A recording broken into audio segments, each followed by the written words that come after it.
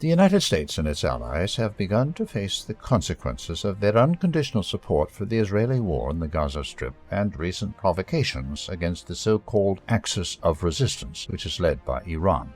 On January 15th, the Iranian Islamic Revolutionary Guard Corps launched 15 ballistic missiles at targets in Iraq and Syria, declaring it a retaliatory attack in response to the Kerman bombings and the recent assassinations of resistance elements, including senior Quds Force commander Razi Mousavi.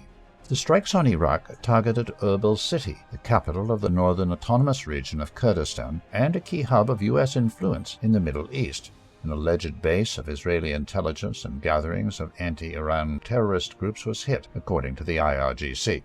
Kurdish businessman Peshra Dizai, who was allegedly responsible for the illicit export of Iraqi oil to Israel, was killed in the strikes, along with another businessman who is identified as British-Iraqi Karam Mikhail. Although the U.S. said that no American facilities were attacked, it admitted that 3 drones were shot down over Erbil International Airport, which hosts U.S. troops. There are also reports of impacts in El Harir Air Base, which is located to the northeast of Erbil.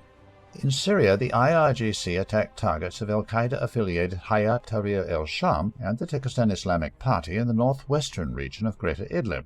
Several impacts were reported in the town of Tel Teta, a stronghold of both terrorist groups. There were also reports of casualties.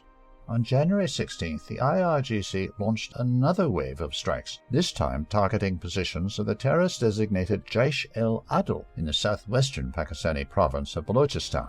Pakistan condemned the attack, calling it an unprovoked violation of its airspace. However, Iran said that the strikes were carried out in self-defense.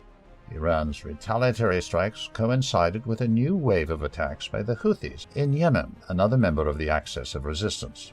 The January 12th American-British strikes in Yemen failed to deter the group, who responded on January 15th by attacking a U.S.-owned ship, the MV Gibraltar Eagle, in the Red Sea with an anti-ship missile. Another ship, the MV Zographia, was attacked on January 16th. The MV Zographia was reportedly sailing to Israel. A wave of U.S. strikes hit Yemen prior to the attack on the ship. Also on January 16th, the U.S. military reported that the Navy confiscated components of Iranian-made missiles intended for the Houthis. The missiles were found on a ship in the Arabian Sea, which was detained on January 11th. During the operation, 2 Navy SEALs went missing. Their fate remains unknown. Overall, it appears that Iran and its allies have made the decision to escalate their retaliatory strikes. This will mount more pressure on the U.S. and its allies in the Middle East, including Israel. If the war on Gaza drags on, an all-out war could break out in the region.